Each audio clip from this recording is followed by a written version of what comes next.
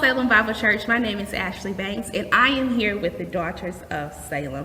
Today we're having a conversation about achieving our goals, planning our goals, the steps that it takes to achieve those particular goals, and how to create our goals. As we know, Habakkuk 2:2 says, "Write the vision and make it plain upon a tablet so that the runner can read it."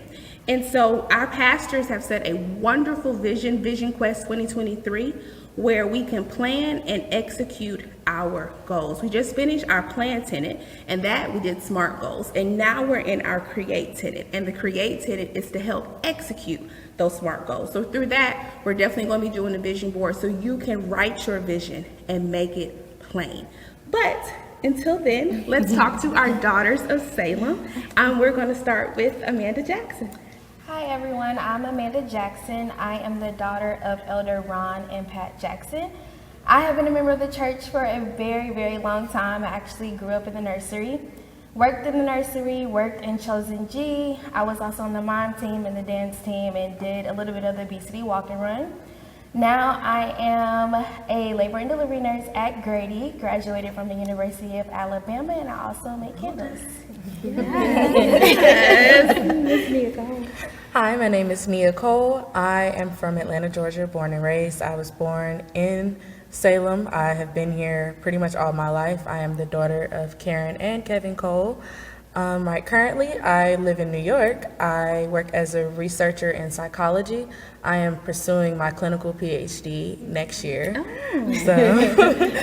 And right now, I'm just here to help with Miss Elder Tango. Yes.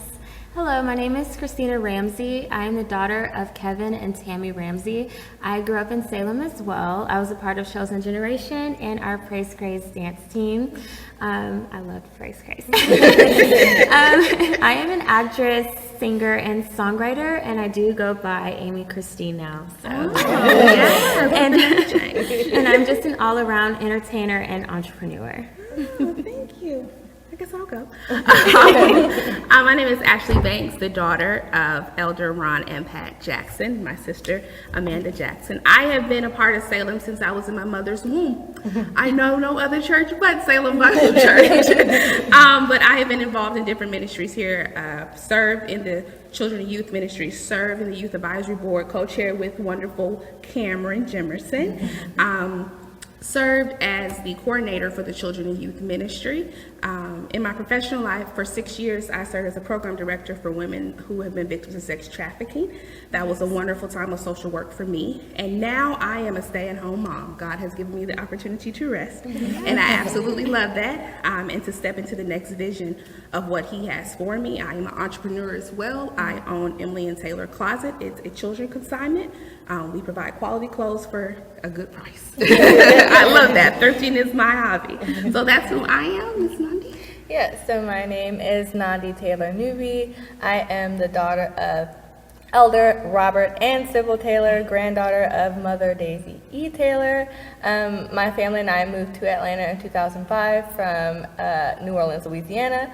So we have been at Salem ever since, and immediately I was involved in as many things as I could be.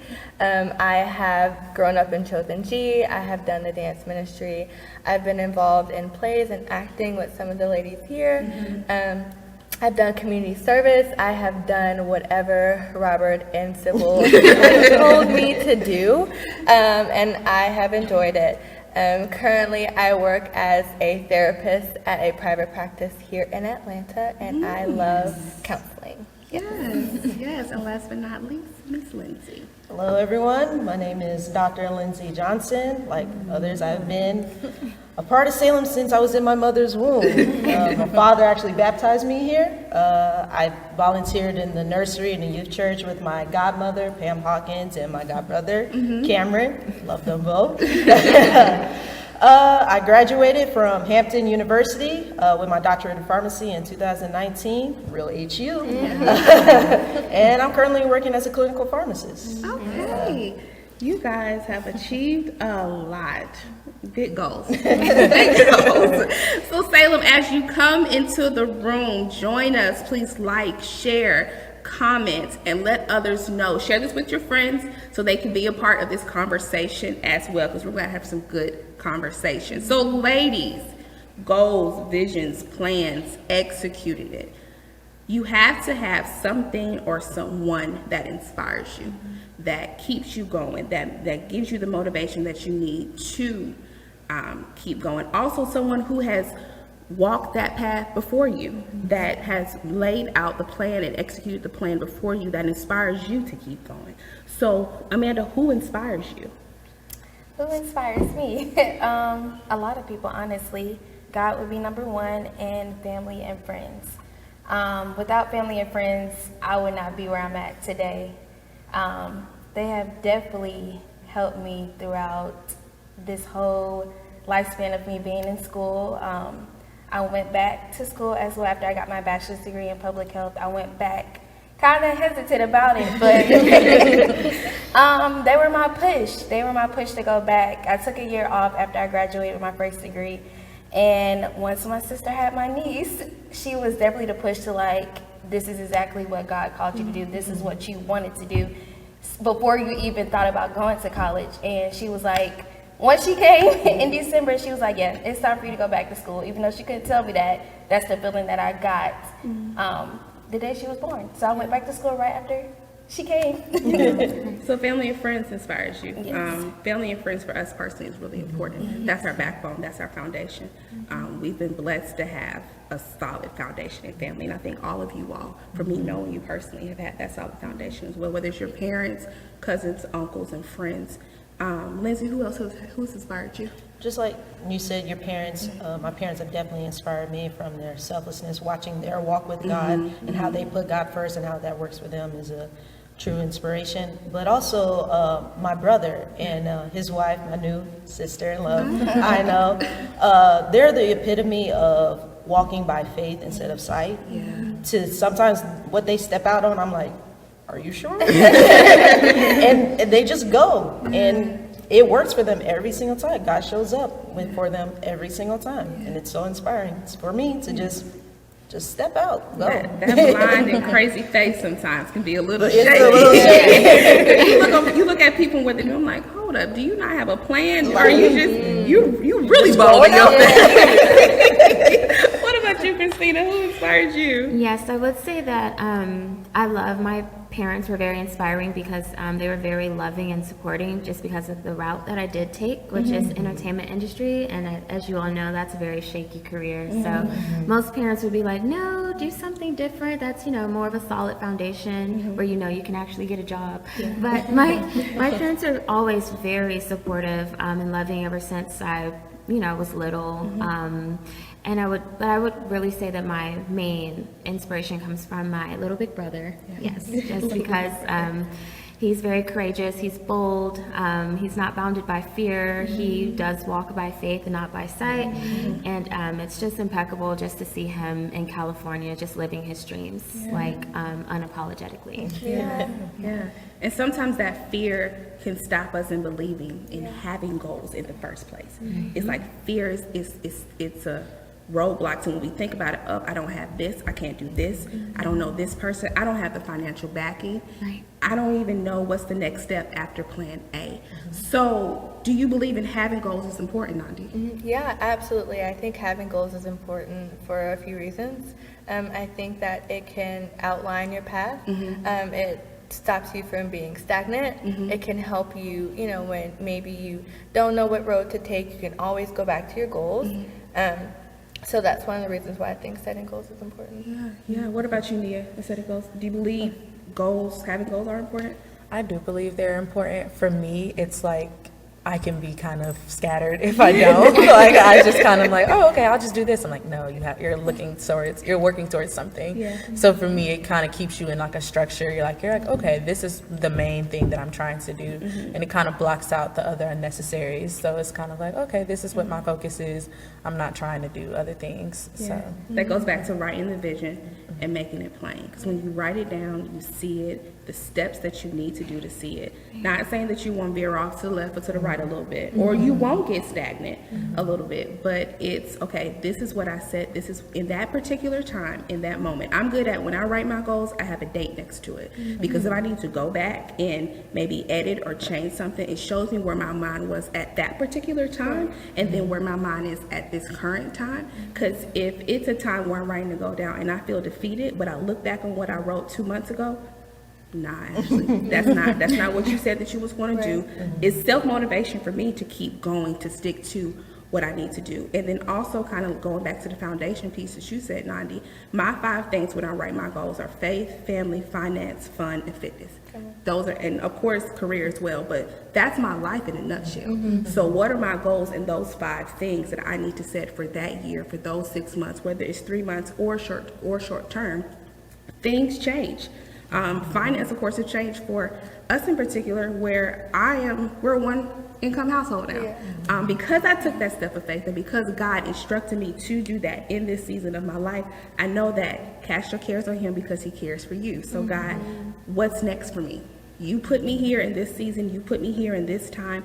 What is my next step? But until I take my next step, I'm going to be still. Because this is a time of stillness for me to hear from the Lord, for the Lord to tell me what I need to do so I can make sure that I'm operating in my path. So with that, what steps do you take to achieving your goals? Amanda? What steps do I take? I start off by writing my goals down. So the pastors every year give us this card at the end of the year to write down your vision plan. I like to see it. I want to see it every day on a constant basis. I write it down. I stick it on my mirror so I can see it, wake up in the morning, this is what I'm going to do.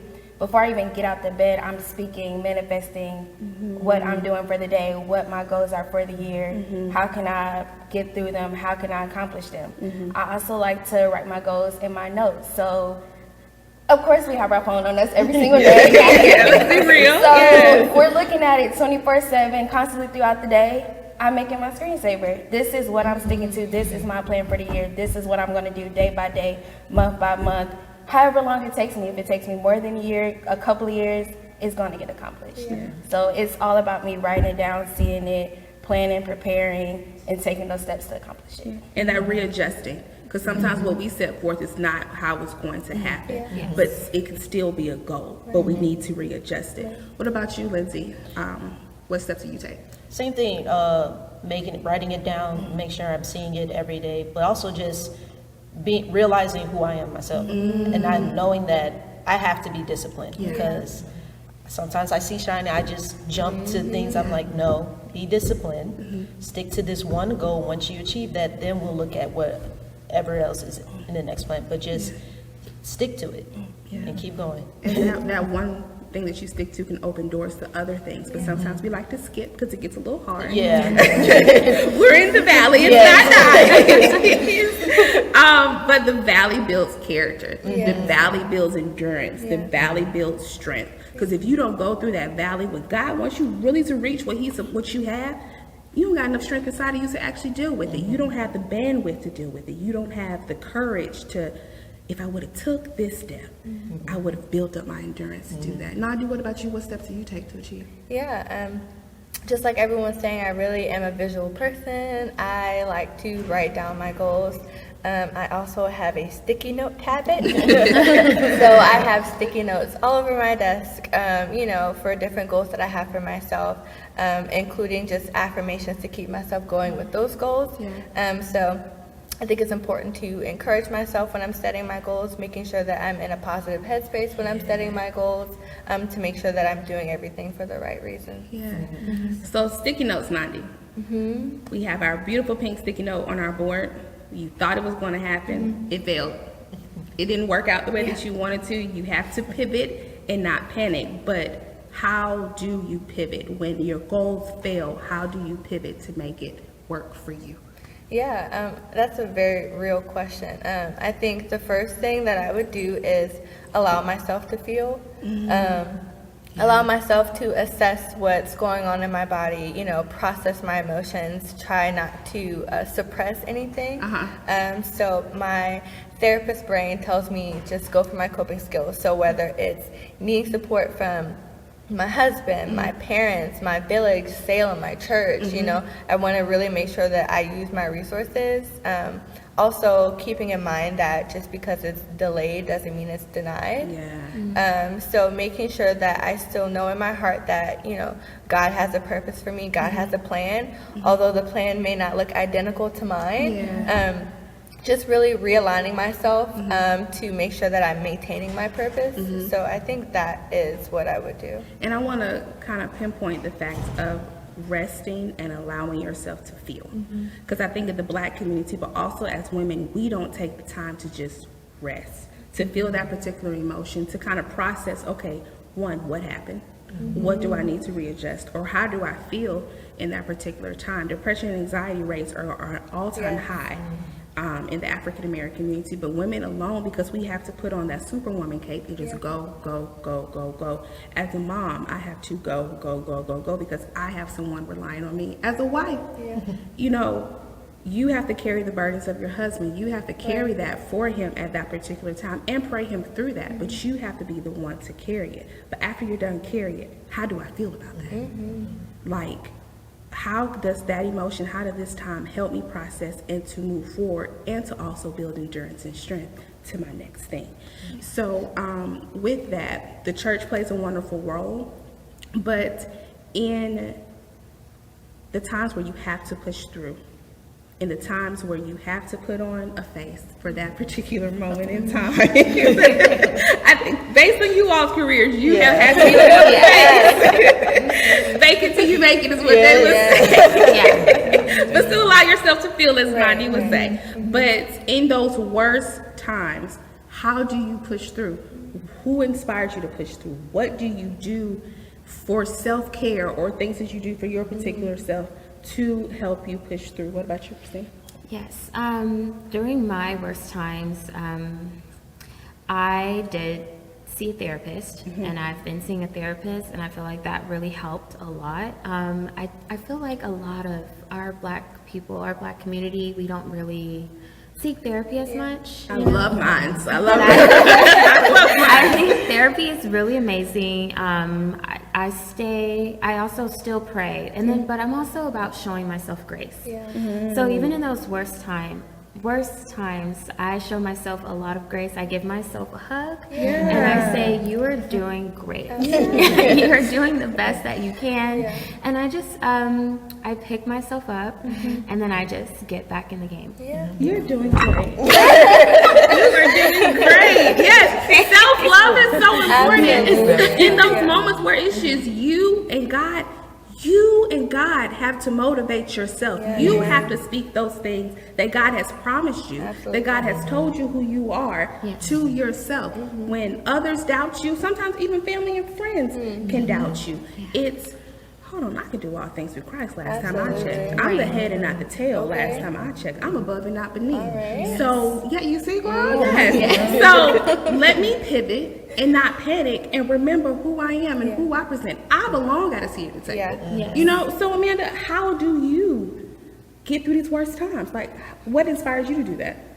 It would definitely be prayer, family, and friends. In that exact order. In that order. They have definitely helped me through my worst times for sure, because nursing school it's not for the weak. It's not at all. I would even start my day.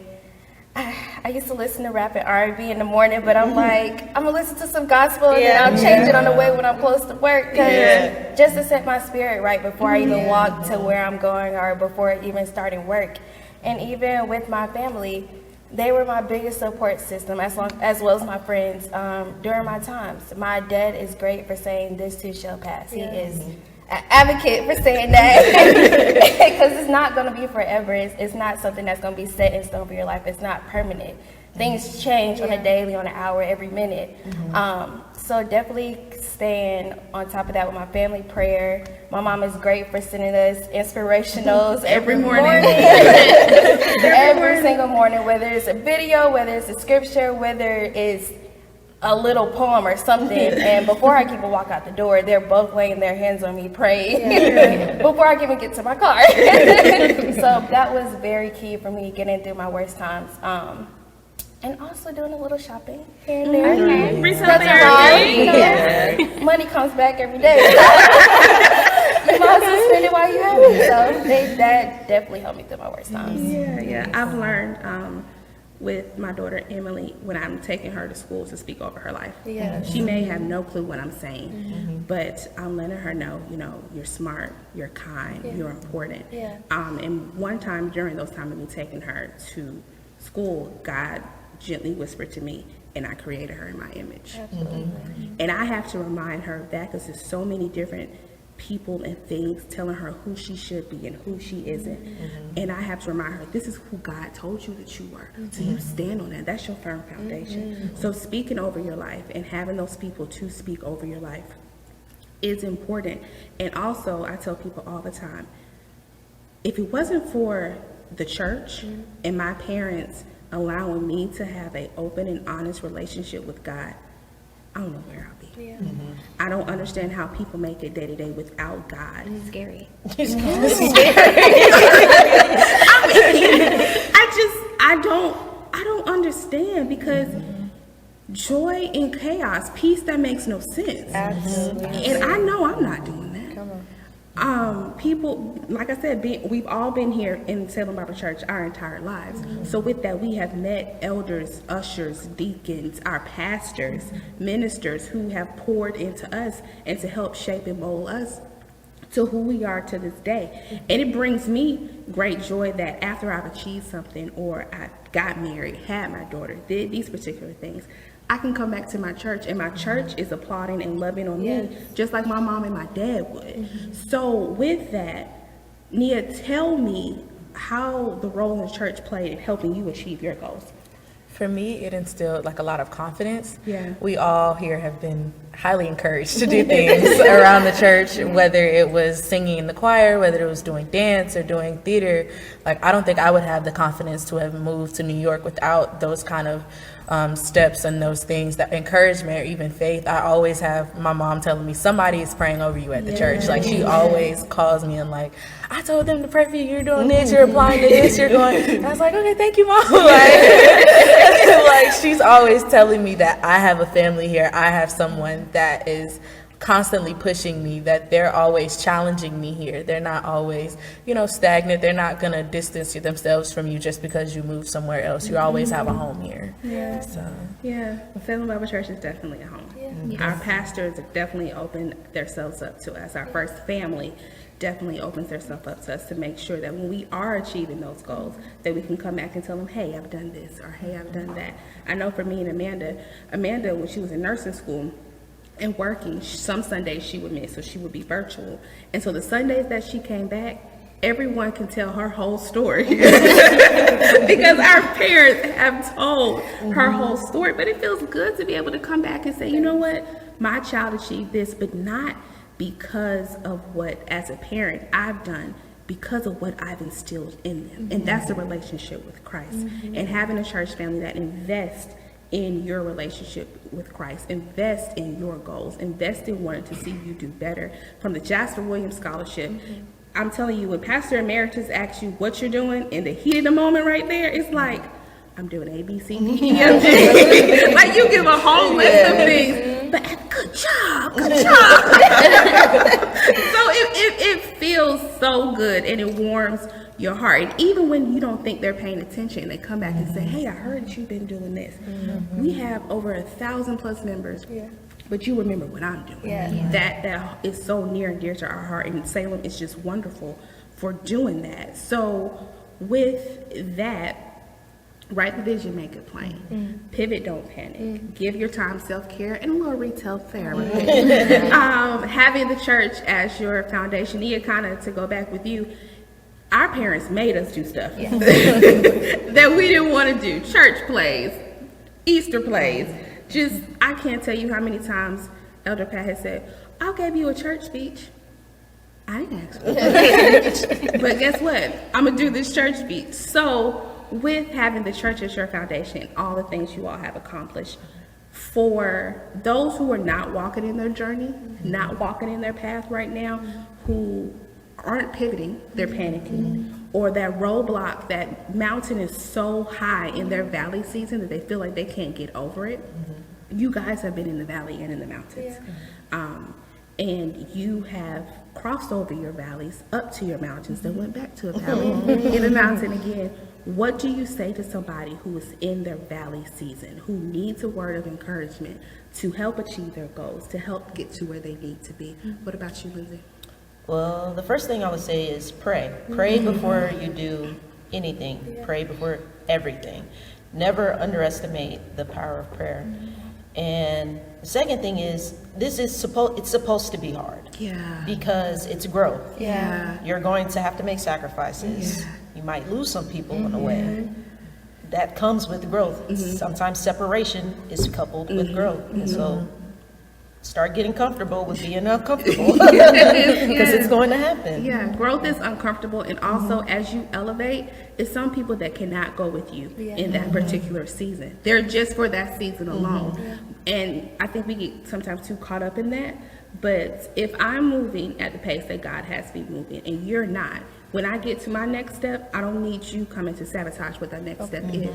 But sometimes we hold on to people when God's like, hey, it's not their season to go with you. So you have to readjust. You have to have that separation time. That separation time also allows you to hear God clear.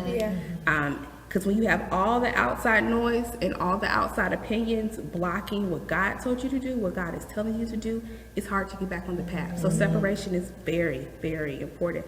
And growth is uncomfortable. It's uncomfortable. I tell people now in this season, I'm growing whether the sun is out or it's raining, because the flowers need the rain to grow too, just like they need the sun. So it can be an uncomfortable season. What about you, Nandi? What are your... I think one of the most important things is to stop comparing yourself to other people. You know, what God has for you is for you. So making sure that you're not, looking at somebody and talking to yourself in a negative way. I think that's really important.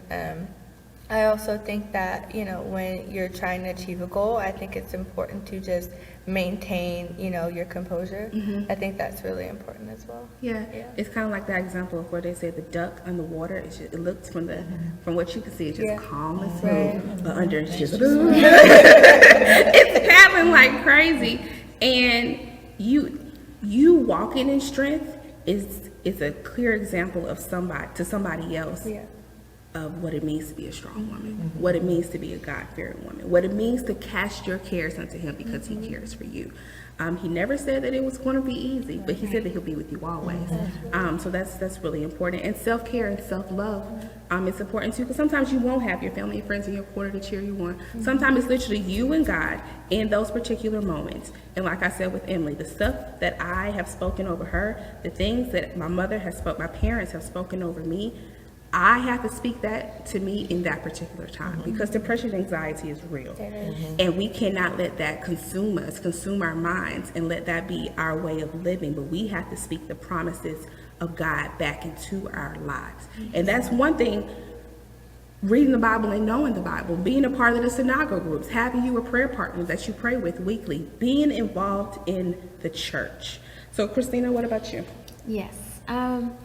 I would say, this is a great question, so thank you. You're good. I would say that definitely for the young women who don't have a relationship with God or, are lost, definitely have a relationship with God, because there was a point in time in my life where I was not hearing God and I was hearing everything but God, and that's very terrifying. And I did steer away from my path of enlightenment, the path that God had set for me. So just getting back on that journey, it just showed me that I need God in my life. God is the head of my life, and now I just let him steer my life, and all of that he's asking of me is to just put one foot forward in front of the other, because faith without works is dead. Tell 'em, girl. And he'll set it all out for you. It's like a golden path, you know. You know, there's still going to be trials and tribulations that you go through, but you always know that God is ahead of that path and that he'll always lead you into the direction that he sees fit for you. So I would say that if you do not have a relationship with God, to get that going, to have that relationship, it's very important. It's key. It's the foundation, I think, of all of our lives. Yes. It's like you said earlier, people who don't have God, it's scary. I couldn't fathom or imagine. What about you, Nia? What would you give a young lady who's trying to get on the right path to their goals? What would you say to her?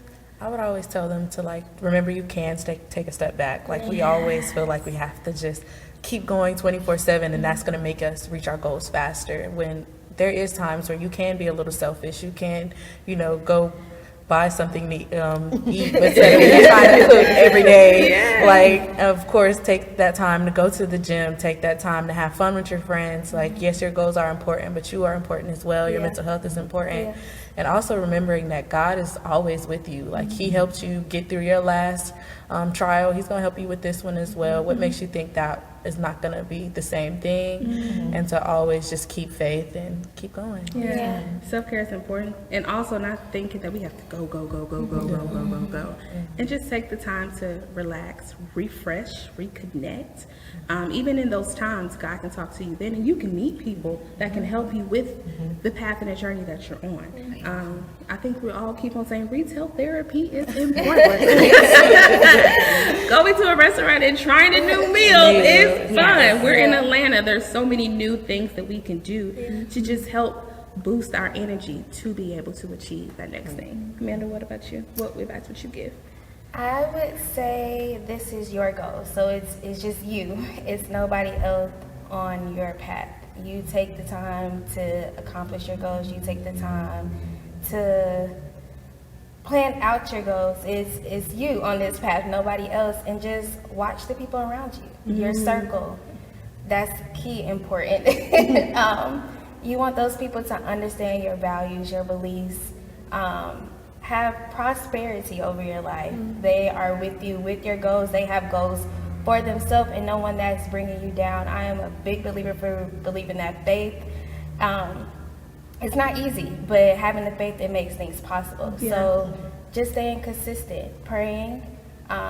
Everybody beliefs are different, but with God, a lot of things can get accomplished and a lot can happen. And just having the belief, and you can worship God however you desire. What makes you feel great inside, or what brings you that sense of security.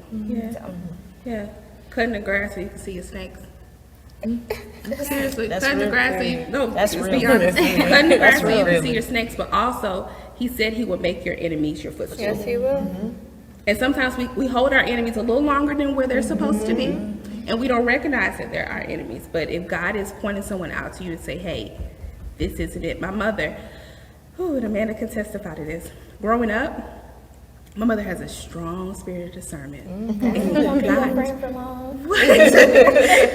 got on my nerves. In the beginning, as a young child, as growing up, because let me meet him. No, Ma, it's okay. You don't have to meet him. They only gonna be here for 5 seconds. It was like literally, even if it's like an in and out thing, and she would come back and say, I'm like, you don't even know them. She said, my spirit don't sit right with them. And trusted. I cannot tell you how many people my mother has prayed out of my life. Did not understand it then. And so as I got older, and I'm realizing every single person that she has said, it's literally a it's nothing else but a It got to a point where, come to my mama's house. Come meet my mom. Come meet my family. And if my mother's, and it is, you know, sometimes we can go in our flesh and our spirit, but if her spirit is telling her, this ain't it, I don't second guess it now. And I'm praying for the same thing for my daughter, because I want her to have genuine and true friendships, people that inspire her, people that have goals within themselves that they want to achieve, that can help her get to the next level. But also, we pray for good friends for ourselves and for others. I want her to be a good friend. I want her to be able to inspire people, to help motivate people, to help bring people to Christ, to help people who are low in that moment in time, she can help them gain knowledge, gain strength for that next moment in time. Relationship and community is really important. So cut your grass, because he will make your enemies your footstool, honey, and you do not have to worry about that. Definitely, because he protects his daughters. He protects his children. That's God. God is our ultimate father, and so a father's job is to protect his children, and God does that on a daily basis. So I thank you so much, Daughters of Salem, for just sitting, having this conversation. So proud of all of us. We're rocking it. We're doing it. He said we can do all things through Christ, and that is definitely what we're doing, regardless of the valleys, even in the mountains, even in the low moments. He is with us. Salem is with us. Our friends and family here at Salem is with us, having that firm foundation in Christ and being a part of a community and a church that is invested in us achieving what our goals that God has set for us is so important. So hats off to y'all. Like, for real, hats off to y'all. This has been a wonderful conversation. I hope that you, Salem Bible Church, have enjoyed this conversation, this authentic, humble, open, and honest conversation that we had today. We encourage you to join our if you have not joined a Synagogue group, please join a Synagogue group. If you have not been connected with a prayer partner, prayer changes things that we've all have said. So please go to www.salembiblechurch.org to connect with the Synagogue group and to connect with a prayer partner. But in our Vision Quest 2023, we're going to be doing what's called Vision Mondays. And so, like we have said here, having someone holding you accountable, seeing steps that you need to take to be able to achieve your goals is important. In our Create plan, we're going to be doing our vision boards. And so with that, having that extra motivation, encouraged, and other women like this in Salem Bible Church to help inspire you is important. So please join us for Vision Mondays. If you're not following us on Facebook, make sure you do so. If you're not following us on Instagram, make sure you follow us as well. And make sure you like, comment, and share to your friends. Spread the word of God. See how it is to grow up in a wonderful, strong church and how that has influenced us in our personal lives. I have enjoyed you all. Thank you for the conversation. Don't forget to share Salem. Thank you so much.